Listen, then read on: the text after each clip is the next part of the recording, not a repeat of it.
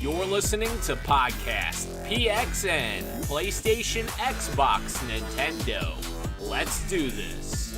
What's up, guys? Welcome to Podcast PXN, episode 55. I am one of your hosts, Daniel Prindle, aka Dan is DTM on Twitter, and I am joined over Discord by the Nintendo aficionado, Roro. We are only 1 month away from new hardware.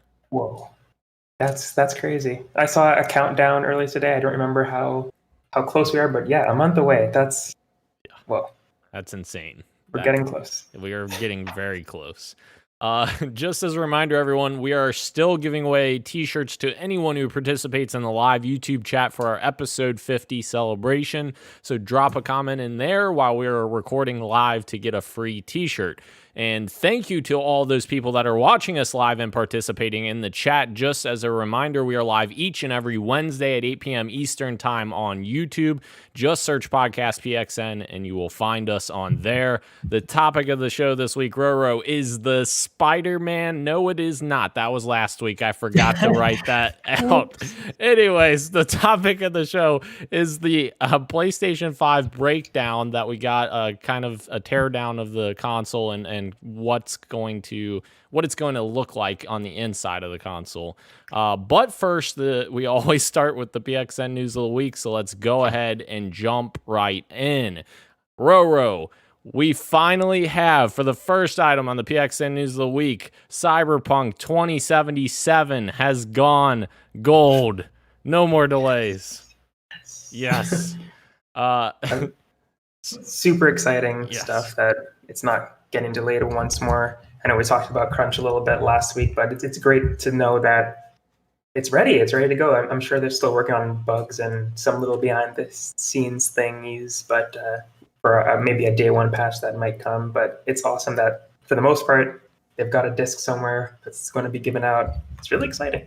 Yes, it is. It's very exciting. And like you were saying, like, games going gold nowadays doesn't mean like the developers are finished. It just basically means that we are definitely getting it on that release day now, because they're going to start pressing discs and making them and all of that. But the developers are going to be working until that launch day to get that day one patch ready, as we always have with games. But I don't know if you saw this. There was a leaked map online of Night City for Cyberpunk that it was going around, and my gosh, it looks freaking gigantic. Oh no, I haven't seen it. Oh, you haven't seen it? Oh, it looks so freaking cool. I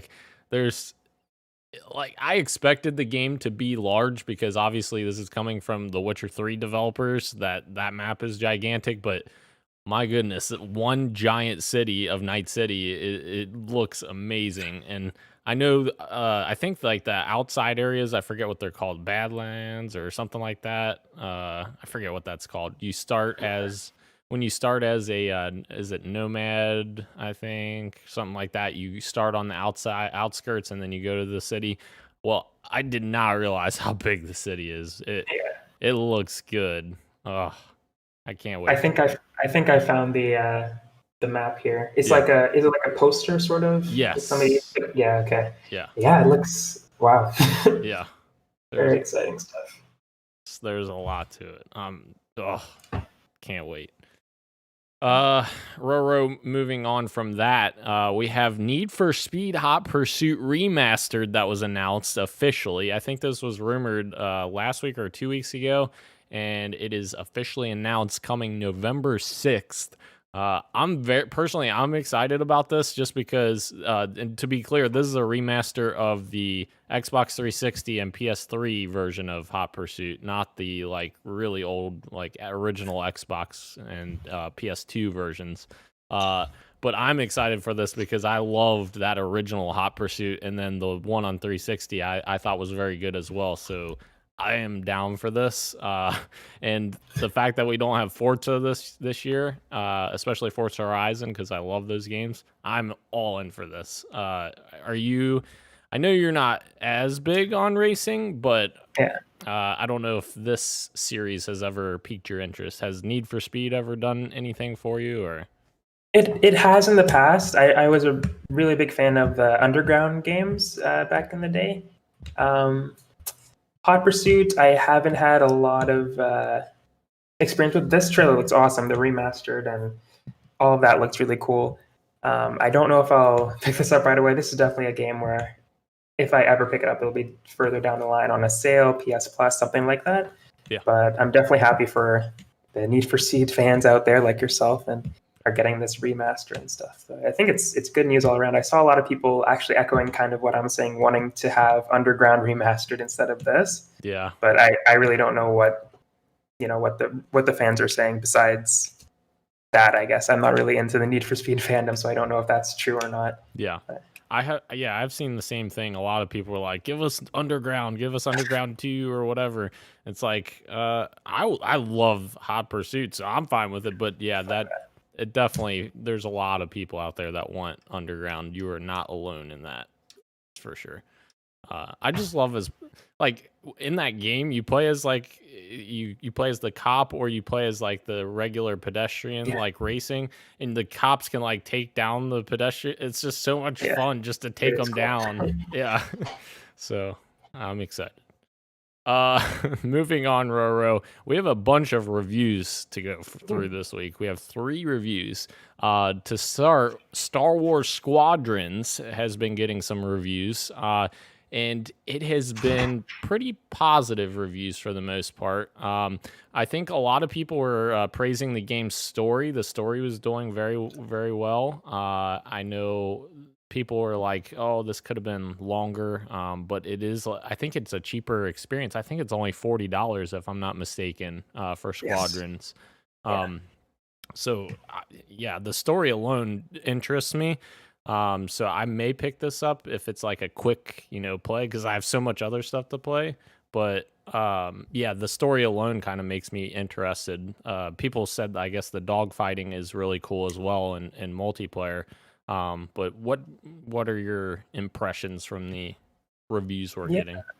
I saw similar things, that it's getting pretty good reviews. I didn't hear anything about the story too much. I think that's because personally, for me, I'm more interested in the multiplayer for this. I would love to try the different modes that they have. Right now, I don't think that they have too many modes. I feel like they have like 2 or 3, even if 3 might be generous. I'm not sure how many modes they have right now, honestly.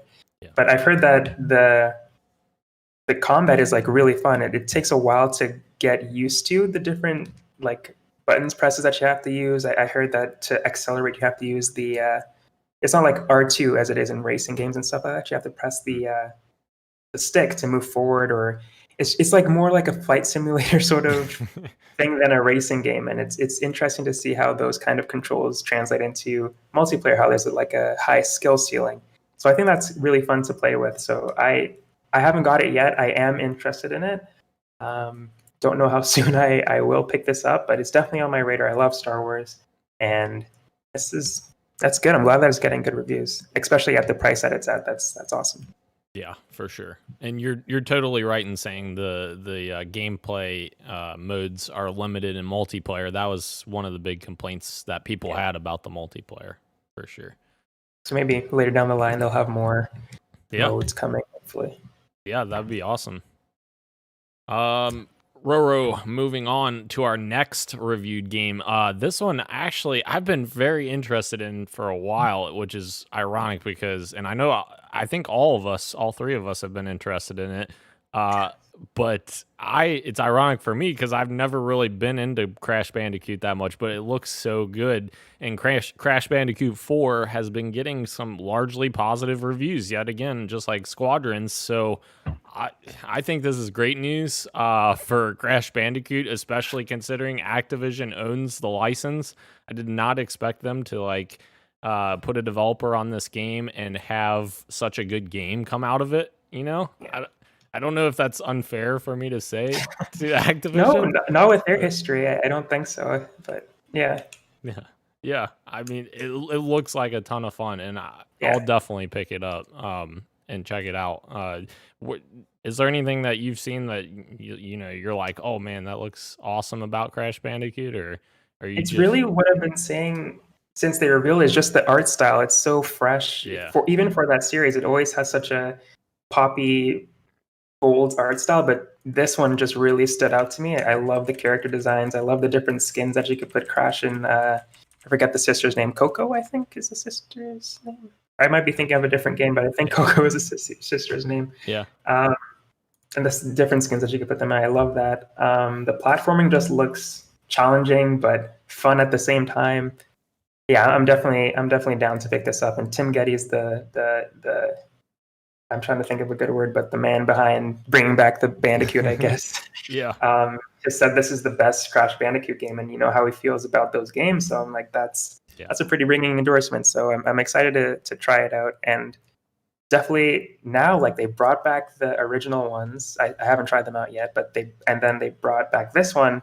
I can see them making another one after this for sure, and continuing the series. I don't know. Yeah. That wasn't something that I ever thought would happen, but I could definitely see it now. Yeah, totally agree. And it's kind of crazy to think about like two franchises that Activision controls, both Tony Hawk and Crash Bandicoot, returning this year and both having great games. Like Tony Hawk's Pro Skater remaster of 1 and 2 was really good as well. So like, I guess we got to give Activision a little bit of credit for once, but yeah, that's good stuff. Moving on, Adeline has posted in the chat. Adeline, if you would like a t-shirt, you let me know because I can send one your way. Also, if you have anything to chime in during the show, be sure to post it in the chat and we will read out your comments as well. So, moving on, we have Super Mario Brothers 35 reviews. Roro, I think you have been playing this. I saw you talking about it on Twitter, I think a few days ago. And what are your thoughts about this so far? I think it's really fun. It's a very interesting take on the Battle Royale genre. I'm sure you know the rules, but I'll just go over it just in case. There's 35 Marios on the screen. You're playing through like a short version of a Mario world. And there's a bunch of other people doing the same thing. And every time you kill an enemy, it's sent to a different person's screen. So you could be filled with Goombas and Koopa Troopas on your screen, and you're just trying to survive to be the last one standing. So you're going through these levels, you get the flag, and then all the enemies disappear. And those enemies that you kill head over to someone else's level. But you're facing off against 35 different other players. So that's a challenge, just trying to stay alive as longer than everybody else, basically. And it's really fun. I'm enjoying it. There's different perks that you could add to your Mario before you start. Like you could start with invincibility, the star, or with a mushroom or fire plants, stuff like that. So there's a little bit of strategy to it, but not much. It's just fun, silly fun with the Mario levels. I think it's really creative, and I really hope that they don't get rid of this. In March, I think is when they said they were going to get rid of it. I hope they keep it on the system because I think it's really fun, and I definitely would always hop back into it even from after March, so I think it's really fun. Yeah, I think it has some really cool, like, unique ideas, like you were saying, like the fact that when you take out your enemies and it populates into other worlds, like that's so cool. Like I don't know. I didn't expect them to take a game as simple as Mario and turn it so that it's so different now in 2020 than it was when it came out back in whatever 1980 or whatever, or 90. I don't even know what year it came out, but the fact that it's so different with the same game is so cool to me that I don't know. They've done some very interesting experimental type games, and you have to actually applaud them for that. And they're kind of doing that with the whole Mario Kart VR experience, or not VR, AR experience. Yeah. And like that looks super cool, but my only problem with that is I got to find people to actually, buy that with me so that we can actually play it. But yeah, Nintendo's doing some interesting things for sure. Roro, moving on from there, we have more Nintendo news. Steve from Minecraft is the next character that is coming to Smash Ultimate. What? That's crazy. Yeah. So apparently they've been trying to get Steve in Smash for like multiple years apparently. And not necessarily just Smash Ultimate. They said that they've tried to get him in the past and they weren't able to ever, get him. But they finally got him on there. And he has some alts as well. Like Smash Ultimate has like those twist characters. I forget what they call that. But they have the zombie. They have that the creeper that explodes, the zombie, and I think they had one more. I can't remember what the other one is. I think it's like the girl version of Steve. I don't remember her name. Okay, yeah. But yeah, I think that's an interesting addition for Smash. It's definitely original. I'm interested to see how he plays with the other characters. If he has like some kind of building mechanics that kind of help defend him, and I feel like it's gonna have some similarities too. Like the TNT could act like a bomb, like Zelda or like Link. I just called Link Zelda. Like Link has the bomb. TNT could be like that. So there's some cool parallels that could be drawn. What excites you the most about Steve Roro? Just the fact that he's in the game. I feel like I was shocked at first. I was like, am I watching the right video? Am I on Nintendo right now? Is this real? Yeah. I feel like this is one of the characters that people have asked for but don't really expect him to actually put him in. I feel like people just say this as a meme sometimes and they actually put him in the game. I think it's awesome that he's there. I feel like some people are a little bit upset about it, but I think majority of the people that play the game, kids that play the game, are over the moon with this Steve being in Smash Bros. I think it's awesome. And I don't know who else. They still have characters to reveal, so I'm like, it's cool to see that this was one of the characters, and I'm excited to see who else they have coming.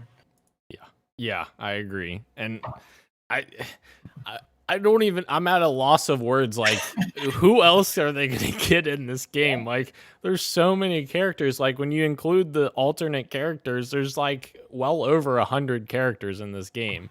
I don't know how you balance that in a game.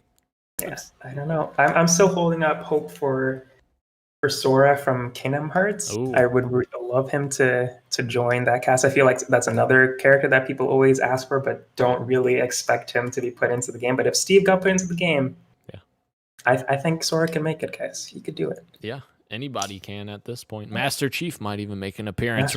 It's possible. Yeah. It's possible.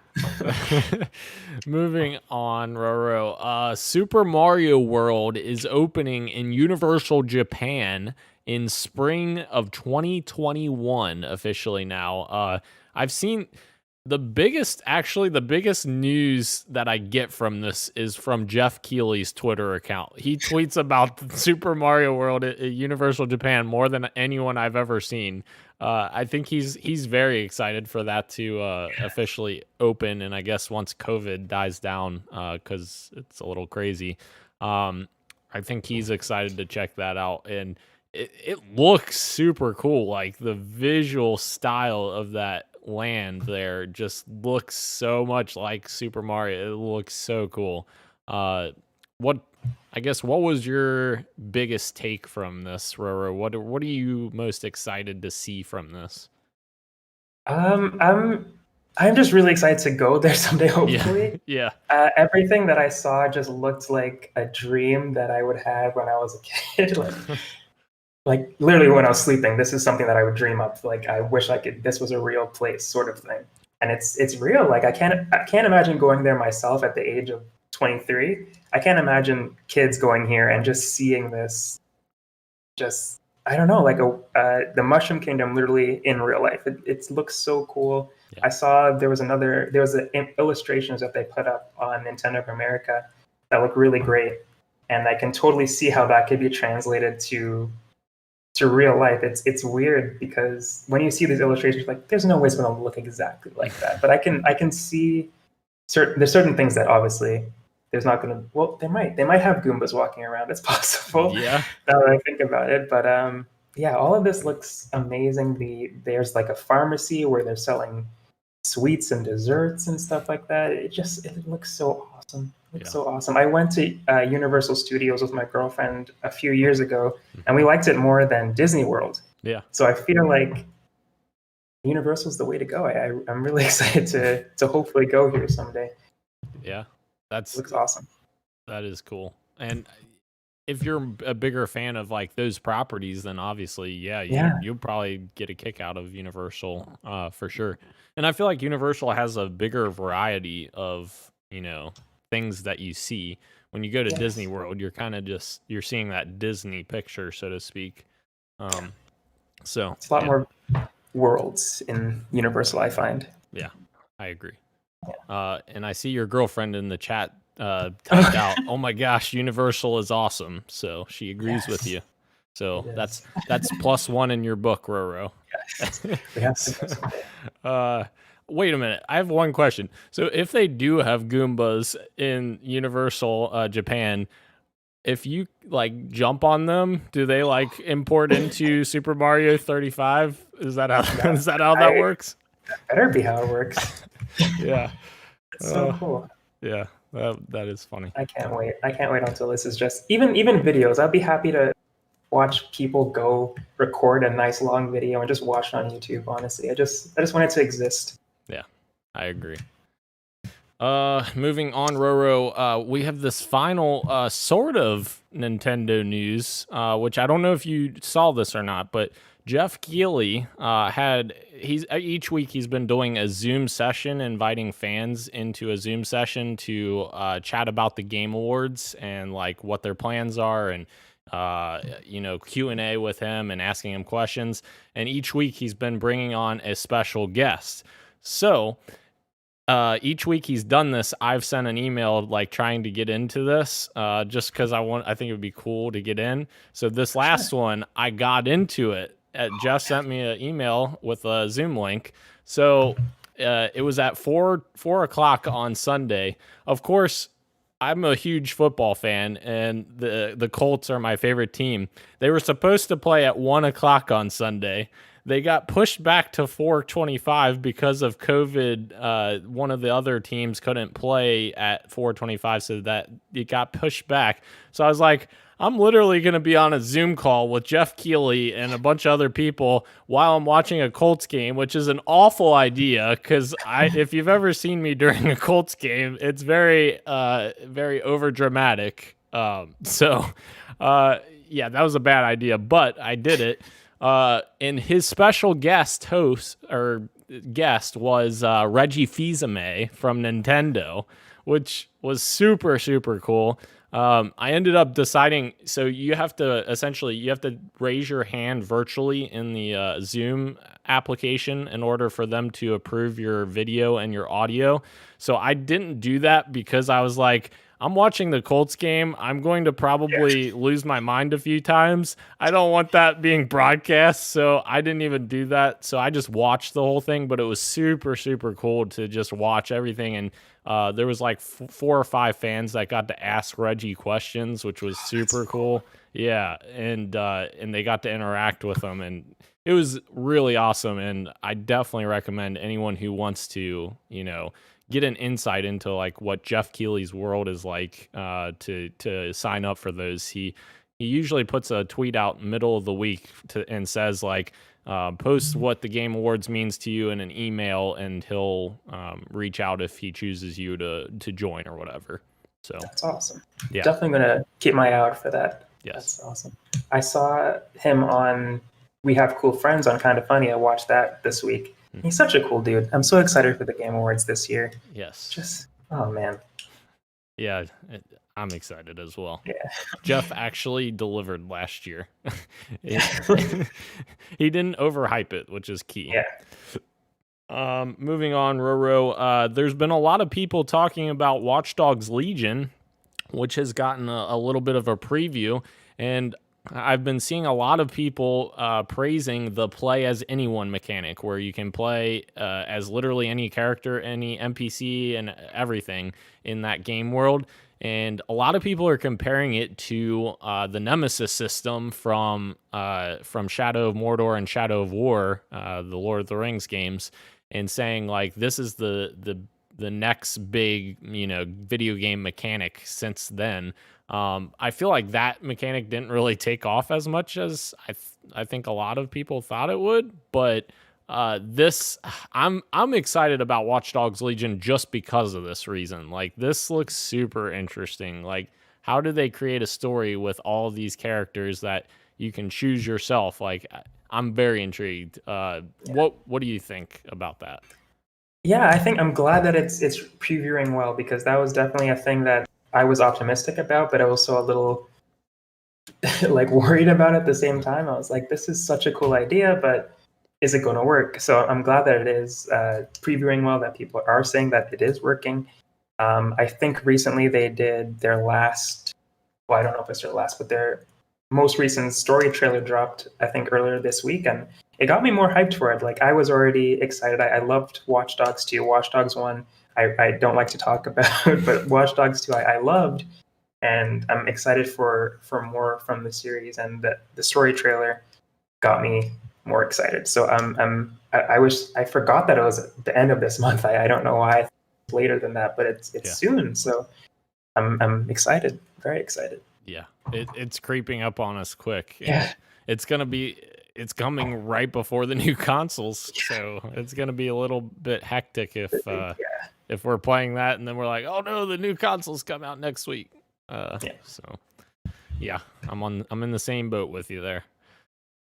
Moving on, Fall Guys Season 2, Roro, is arriving tomorrow. Yes, we are so excited. I think it's been a long time, actually, since I played Fall Guys. I've been busy playing everything else under the sun, but I think it might be time to go back to Fall Guys tomorrow. Roro, what do you think? Yeah, I'm same boat as well. It's been a while since I've played Fall Guys.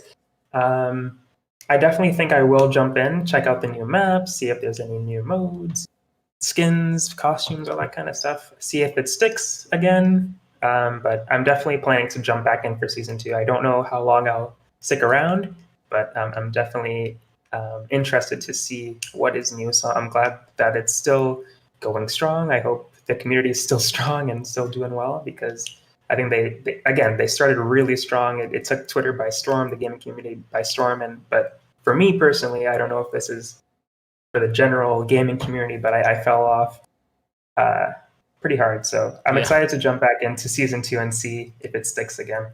Yeah, for sure.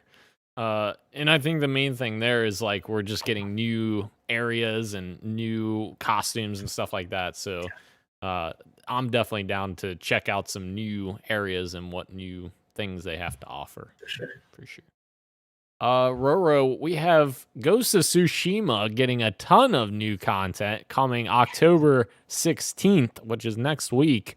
That is including, Roro, their co-op mode, New Game Plus, custom gear loadouts, new cosmetics, more trophies, and spirit dogs. Let's go. Yeah. What? Yes. What do the spirit dogs do? I'm not sure. I think it's like companions. I don't know if they do anything. I didn't really read up on it too much, but it looks like just like a companion, maybe. I don't know. I'm down for spirit dogs. If you're not down for dogs, then I don't know. You're not human. True. Yeah. So. I'm definitely down for this. I'm still playing Ghost of Tsushima. I haven't beat it yet, so New Game Plus is a little far ways away for me. Yeah. But everything else is awesome. I can't wait to try the co-op mode and the raid and all that stuff later. But yeah, and all the customization options as well. There's supposed to be a new merchant in the game that allows you to get some new costumes. So that's another huge part of the game that I do like. For every single cutscene, I was like, what should I wear for this cutscene before I start this mission? What should I wear? I always try to make my character look super cool. But yeah, I'm so happy that they're still supporting this game, and for free. All of this DLC is not going to cost us anything. So I that's awesome. Yeah, absolutely. And Roro, it's disappointing to hear that you're not close to the New Game Plus, because I'm right around the corner, Roro. Really? I'm almost there. Yeah. Oh, I'm still only 2 hours in. So, yeah, I'm right around the corner. You gotta play it. It's so good. I gotta go back to. I don't think I'm anywhere near New Game Plus yet either. I've further along. It's a Yeah. chunky game. Yeah. It's a chunky game. Yeah. At this point, I feel like I'm doomed at this point. I mean, I'm trying. There's so much to play. It's too much. Yeah, I know. Yeah. I feel like I got into it pretty late too. Now, like you said, we're close to the consoles launching. Watch Dogs 2 is here. This game came out in June or July, I think, Yeah. and I'm now playing it. So, who knows if I'll even finish it? Yeah, for sure. Moving on to our final news story, Roro. There are some trophy changes that are coming for PlayStation 5. And actually, briefly, they had, I think they took this down now, but briefly they had a description up that said that essentially PS5 trophies would have tracking. So you could track like the progress of the trophies. So like, you know, if you have to kill 100 enemies or whatever, it would track, you know, how much of that you've completed. Which is, let me just say, that's a phenomenal thing to add. I think Microsoft added that to achievements like 2 years ago, something like that. And it's, I was going to say, I think I've seen that on Xbox's side before. Yeah, and it's immensely useful, like especially for like tracking stuff like that, because you're like, man, how close am I? Am I like 5 away or like 300 away? And so yeah. That's a really good quality improvement for trophies. Was there another change besides that? That's the only one I remember off the top of my head. So besides that tracking thing, tonight on PS4, I think the levels are changing. So I think it's going to be a bigger range. So if you're level 12 to 15, they said you're going to be in double digits now. So they're doing like, they're changing how much a trophy is worth, basically. They're doing a 1 to 99 scale. So bronze trophies cost this much, 1 to 10 maybe. And it's a different system that they're using, basically, for the leveling up system of how the trophy levels work. So right now I'm level 13. Later tonight, when the update goes live, I might be level 254 or something. Oh, Jesus. Yeah. Wow. So I don't know exactly how but apparently if you're in that range, you're going to be in the triple digits. But yeah, I'm excited. I think it's just a first step. As you're saying, with the PS5 tracking, we're just getting into that mode now. This is what it's going to look like on PS5. I'm going to start it right now on PS4 and, you know, just test the waters. For sure. Yeah. And kind of, so it supports backwards compatibility, so you don't have that issue. So yeah. Awesome. Roro, we are moving into the games we are playing, and I actually have a new game that I haven't talked about before. So, Phasmophobia. Let me just say that correctly. Phasmophobia. I've been playing on PC. One of my friends, he had another buddy that was playing it, and he kind of convinced us to get it and play it. I think it's like $15 or something like that on Steam. It is a very, very interesting game. It's very creepy. It's in early access right now on Steam, so it's not fully released or anything like that yet. But essentially what it is it's this ghost game where you start in this truck and you kind of, sort of like Counter-Strike, you get like a budget of cash given to you, and you buy items for your expedition, so to speak. And you can buy stuff like flashlights and UV lights and there's like weird stuff like Ouija boards. Yeah, it gets really weird, but yeah, there's all these items that you can purchase and then you go bring into the house with you. And when I say purchase, I mean this is all in-game currency, not real currency. And so you go in the house as a squad, and it's even cooler if you're not in Discord or anything. You're just in-game chat, because you talk like over radios, so it sounds even creepier. Like, hello. It's just super. It's like a walkie-talkie sort of sounds. Yes, yeah. But you go in the house, and essentially your job is to find the ghost that's in the house. So you get these, you know, basic things like the ghost's name and like some background information on the ghost. And so you go in, you can talk in game or you can talk over your radio. If you talk in game, or in game, you're like speaking out loud essentially. So like you speak out loud in the world, and the game has voice recognition. software that it recognizes what you're saying and then like uses that to like determine like what the ghost would do in that situation. Oh, So like you can say like if the ghost name's like Barbara or whatever, you can say, hey Barbara, can you give us a sign? And then she'll like do something. Yeah, that's it's cool. yes, it is very cool. And it gets very deep. There's a lot of things you can do with it, but essentially you're trying to figure out what type of ghost that ghost is by doing different things with it. There's multiple different ghosts, and you plug in 3 clues into your journal, and when you plug in the 3 clues, it tells you what type of ghost it is. If you get the right type of ghost, you'll get a big bonus of money at the end of the mission, so that you can use that money to buy more items for the more difficult areas and larger areas. Yeah, it is a lot of fun. And actually, it has a VR mode as well that I haven't checked out yet, but I really want to check it out in VR. I think it would be super cool in VR. So yeah, it's very, very interesting. That does sound pretty cool. I would check it out, but it's a scary game. Yeah. I think I'm gonna watch some YouTube videos about it and then say that I played it. Yeah. Yeah, for sure. Oh man, I'm definitely gonna check it out though. The YouTube videos, I mean, and then see maybe am I brave enough to try this? Yeah. I'll determine it how scared I get through the YouTube videos and see. Yeah. But yeah, that sounds awesome. I would love to try that if I wasn't a scaredy cat. Yeah, for sure. What I've been playing, I have been playing Among Us actually. I gave it another try. The first time I tried it, I didn't really. I don't think I gave it a fair shake. I understand why it was what it was, why it's taking over the gaming space, and why it's so popular. But when I tried it the first time, it wasn't on voice chat. It wasn't with people that I knew. It was with just random people, and I got it, but I didn't get the full experience until recently when I actually joined a group of buddies who were playing, and it's a completely different experience than just texting in the chat and actually using your voice to try and convince somebody that you're not the imposter. Yes. And it's so much fun to lie or to try and convince somebody that I am actually not the imposter, guys. I know it looks suspicious what I just did, but I didn't do it. Yeah. And oh man, it's a lot of fun it's a lot of fun. Like I get it now. I actually get it now why it's the zeitgeist that it is and taking over everybody's time. But yeah, I've been enjoying my time with that, and also I've been playing Hades as well. Ooh. And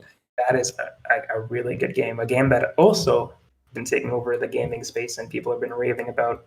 And now that I can say I totally get it as well. I totally get it.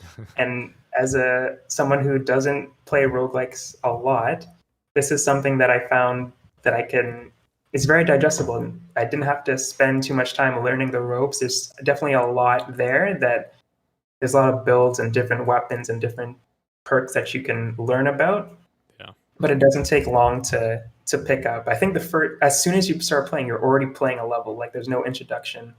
You're just already on your way to go. And I think you could beat the game the first time if you wanted to, if you were that good. Oh wow. But I'm not that good, so I didn't. It's lots of fun. The combat is amazing. The story is something that you don't really get in roguelikes. It's really good. The story is fantastic and the art is beautiful. If you haven't played it, definitely check it out. Wow. And yeah, that's what I've been playing. I downloaded Ori, by the way. I know I was so I did download it on Game Pass. Nice. I got a little bit further, but I got distracted by Hades. So hey, I definitely have to come back to it. Hey, that's a first step. Ori downloaded. That's a first step. And you know what? After you finish Ori, Outer Worlds. Outer Worlds. All right. So it's actually funny you said Among Us because I played that over the weekend as well. And I played a match. Well, actually, I played a few matches. The people were playing like differently. They were playing like where essentially you were just trying to murder everyone as quickly as possible. I played that mode too. Yeah. And so like I was playing that mode and I didn't understand I was playing that mode. And I died literally 10 times in a row. I was the first to die every time because I kept going to the top right thinking I was safe. I'm like, why do I keep getting targeted? And then finally, I got the whatchamacallit, the person, the killer, the next round, and I just murdered everyone. I was like, I'm done with this. I'm murdering you all. So yeah, that's funny. Gosh, that's a fun mode to play though. Yeah. Moving on, Roro, into the topic of the show. First up here, we are gonna go over kind of the breakdown of the PS5. There was some teardowns revealed, I believe, on PlayStation's Japanese Twitter account and page. And they had a long video kind of pulling apart every piece and component of the PS5, and we learned some new things with that as well. The first thing we learned, Japanese players will now use X instead of O as their confirm button for PlayStation 5, which is interesting because I didn't even know that that was a thing, like that they used O as the confirm button before. That seems very weird to me. Yeah. But I'm sure X is weird to them now too. Yeah, fair point. And it's kind of similar to Nintendo because like Nintendo has like the A and B buttons, but I think don't you use like B to confirm, or you use A to confirm, but it's in like a different placement than it is on. Yeah. It is A, but it is in a weird spot. So sometimes you click B thinking you're clicking A because they put it in a weird spot because you're so used to A being the bottom one. Yes. And it's not. Yeah. It's just, I guess it's different how Japanese players have always played their games. So in that way, Nintendo is a Japanese company too. So A being where circle is for PlayStation kind of makes sense. Yeah. Now that I'm thinking about it, but it is confusing for me. Yeah. Yeah. I pressed confirm. No, you pressed O. Yeah, that's confirm. Like, what? No. Huh? Yeah, that would be confusing. But yeah, I guess they're trying to streamline that for PlayStation 5, which makes sense. I'm sure there's going to be a lot of Japanese gamers out there that are going to be very, very confused on launch day that don't see this news. So, yeah, I'm sure they'll figure it out. So. Definitely. Roro, moving to the next item here. I thought this was interesting because my first reaction to this was not positive until I learned like the actual facts of it. So this is where, when we talked about like a month or 2 months ago about facts and Halo Infinite and people saying incorrect information, I almost did that on this podcast until I did more research into this. So the expansion for NVMe, the NVMe is just a type of SSD that's being used for PlayStation 5 and Xbox Series X. So they showed off the NVMe slot for the PlayStation 5. I thought originally that slot was going to be the 820 gigabyte SSD that would be in the console. That slot would have to be replaced with a bigger one, essentially, if you want a bigger one. So similar to how the PS4 is set up now. Like if you want to swap out your hard drive for PS4, you have to take out your current one and replace it. You're not adding to it, if that makes sense. And I originally thought that they were saying this slot was for the internal drive, and you would have to replace that 825 gig or 820 gig SSD with whatever one you wanted. But I've since learned that that's not true, that the SSD that's built on the PlayStation 5 is actually soldered directly to the motherboard on PS5. So that memory it's baked into the machine. So that's already on there. So this slot essentially allows you to expand your SSD to however big of an SSD you buy. Obviously, Sony has to approve what SSDs are going to work and be fast enough to be on par with the internal one. But I think this is very good news for PlayStation gamers because you can essentially go and get a Sony approved SSD and just plug it in and you instantly get a bunch more memory, which is great. And with it being more of a standard SSD rather than the proprietary that Xbox is using, it may bring prices down quicker as well for those expansions. So I'm sure that was a mouthful for people who are out listening that don't know like a whole lot about that stuff, but essentially this just means you can have more storage space on your PlayStation 5, which is good news. Very good. Yes. So, yeah. I like just having the USB option like Microsoft though, just popping that bad boy in. Yeah. But this is absolutely obviously good news that you don't have to remove too much, just add stuff onto it. So that is good news. Yeah. And there's rumors that the Samsung just released a new SSD not that long ago that has similar speeds to the PS5. And there's rumors that that's going to be like one of the first ones that Sony approves for it. And the 1 terabyte version of that Samsung drive is $230. So it's about on par with what the Xbox card is. The 1 terabyte Xbox card is $220. So within $10 of each other. That's just how much the speed of those SSDs cost right now. But I do suspect that I think the SSDs that work on PS5 will go down quicker than the Xbox ones, because the Xbox ones are proprietary and the Sony ones are, they just have to be approved by Sony. They're used in PCs as well. So, yeah, all around, I think it'll be good news. Roro, moving on from there, they talked about the internal like heat dispensation. So there's a huge fan in the PS5, which I'd say we kind of already knew because of how big the console is, but it is apparently very quiet, which is very good news. And it has a huge heat sink as well, which is also very good. Keeps the cooling way down on the console. So it does seem like they overdeveloped it to make sure that this console isn't going to overheat, which is great news. And it's always good news when you don't have a PlayStation 4 that sounds like it's ready for liftoff every time you play a game like mine is. So, yeah.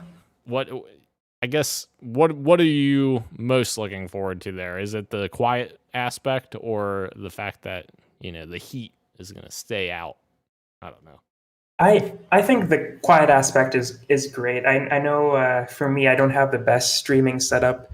So stuff like that, with my laptop, if I'm ever to stream, my laptop sounds like it's going to lift off for sure. And my PlayStation, I haven't had that issue with my PlayStation yet, actually. I see a lot of people criticizing the sound that it makes, and I know it's real. Absolutely. There's way too many people saying that happens for it not to be real. So I'm glad to know that this is happening, but that's more of the plus side for me, that it's going to be quieter. If I'm ever to stream a game, it won't be picked up on my mic. That's great. Yeah, it sounds like some monster is breathing behind me.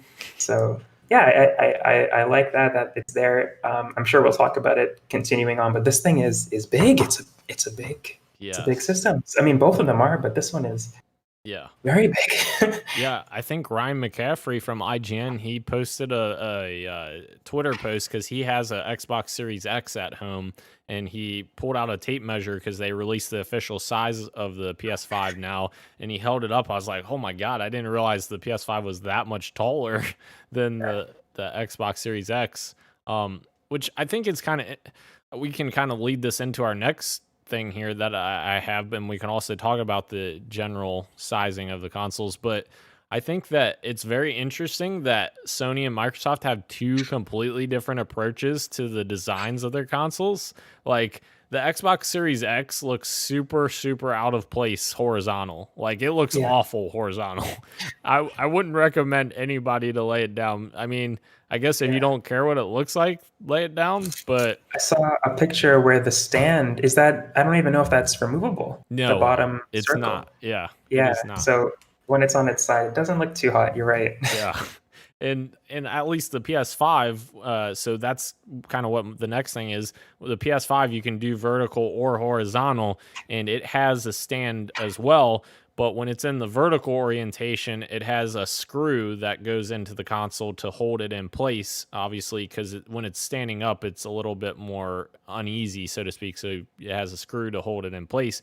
And then when you want to lay it down, you take the screw out, and it has like a slot that you can hide the screw in. And they even went to the extent of including a little circle dot that covers the screw hole on the console that they showed. And then you lay the stand on your table or whatever, and then the PS5 just lays down on the stand. It doesn't attach at all horizontally. But the PS5 is definitely a much more attractive console laying horizontally than the Xbox Series X is. Yeah. And I think personally, that's how I'm going to have mine set up. I'm going to have my PS5 horizontal and then the Series X on top vertically, because it just looks better. Yeah. What do you think about their sizes and such, their designs? Yeah, I think everybody is saying this, but I feel like there are PCs because they are getting to the power of gaming PCs now. The stuff that's being put inside of it is getting to start to rival some of the best gaming PCs that are out there. So I understand for the size. It's just accommodating that into my current entertainment area, which honestly I don't really have. So I don't know where I'm going to really be putting some of this stuff. So that's going to be interesting to figure out whenever I do get my hands on these consoles. But I think for the most part, as I said, I don't really have a dedicated entertainment space. I just have my Switch on the ground here next to my desk and my monitor and all that stuff. So I don't really care about the looks of it right now. I definitely want to get to that point where I have a nice little gaming area and figure all that stuff out. But I think my stuff is going to be horizontal. It's going to be flat because I just don't think it'll look that good standing up, or I don't have the room to have that underneath my desk like that. Yeah. But all this, the stuff about it not heating up and being quiet, it's great for my current setup because it's not a lot of room. So don't want things catching fire and making noise and all that stuff. Yeah. So it's and yeah, that's super important. Like if you have your console vertically and it somehow fits with either of these consoles, make sure you have enough room above it, because if you don't, that thing is going to overheat and it'll be bad. You don't want to ruin your $500 console on day one because you you stuffed it in there so it barely fits in there, you know. So that's important for people out there. Make sure you don't do that. Don't do that. Yeah. Roro, the final thing I had written down for this, we can talk about anything else that you can think of as well. But there are custom side pieces on the console. So essentially the white plastic sides of the PS5 console, those are able to be removed like very easily. So that's very interesting because I feel like that could be like a Xbox 360 faceplate type situation where you can have custom sides to your console, which I think is super cool, without having to buy a special edition console, which that's awesome. Like I know I've bought so many special edition consoles just because I love the art on the system itself, and this kind of gets around that.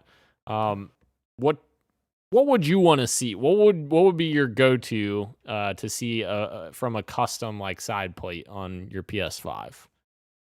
Definitely some Spider-Man stuff. I've seen a lot of fan art on Twitter actually of mock-ups of Miles Morales PS5s, and they look really good. I think the artist is actually Xbox Pope or something like that. Yes. Yeah, he does some really cool Xbox designs, but he did, I think he did a Miles Morales PS5 one once as well. It looked fantastic. Of course, a Last of Us one I would love to see as well.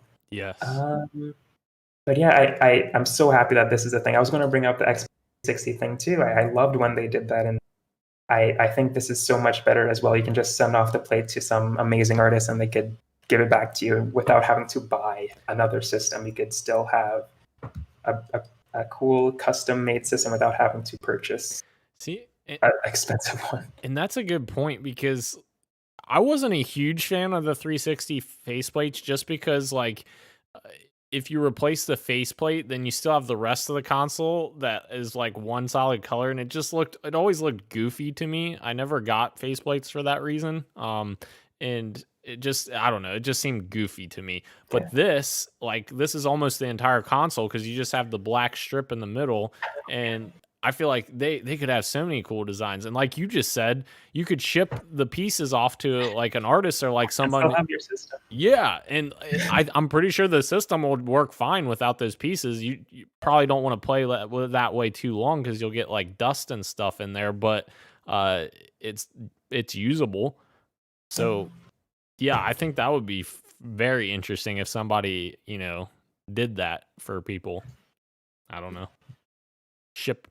Ship your pieces out to them, and they do a cool design. I don't know. Cool. Yeah, that would be awesome. I think I'm sure people are already thinking about that stuff. Some artists out there are like, well, custom faceplates, you say. Yeah. Definitely. Yeah. So that looks cool.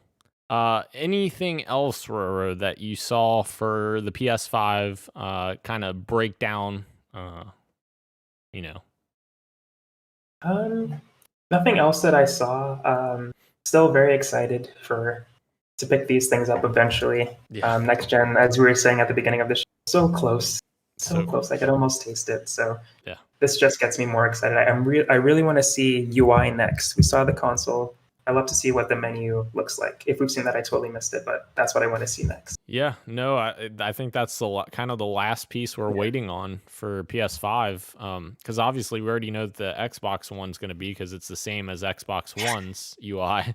So yeah, it'll be interesting. I'm sure it'll have similarities to the PS4 design of the interface, but yeah, it'll be interesting to see what little nooks and crannies they kind of pack in there and hide in there. So I'm sure they'll have some new original things in there. So, all right, well, we're excited. Next gen, very close. All right.